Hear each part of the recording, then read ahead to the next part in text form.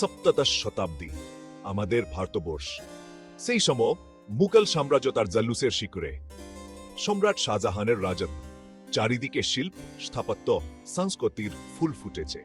দিল্লির লালকেল্লা, মাউর সিংহাসন, সব সম্রাটের ঈশ্বরের সাক্ষী। তার শাসনকাল মানে শান্তি, সমৃদ্ধি। শাহজাহান ছিলেন শিল্প ও স্থাপত্যের একজন ভক্ত।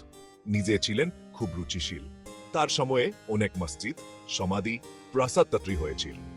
কিন্তু তার সব কীর্তিকে ছাপিয়ে যাবে, তার নাম ইতিহাসে চিরকালের জন্য লিখে রাখবে, তা হল তাজমহল।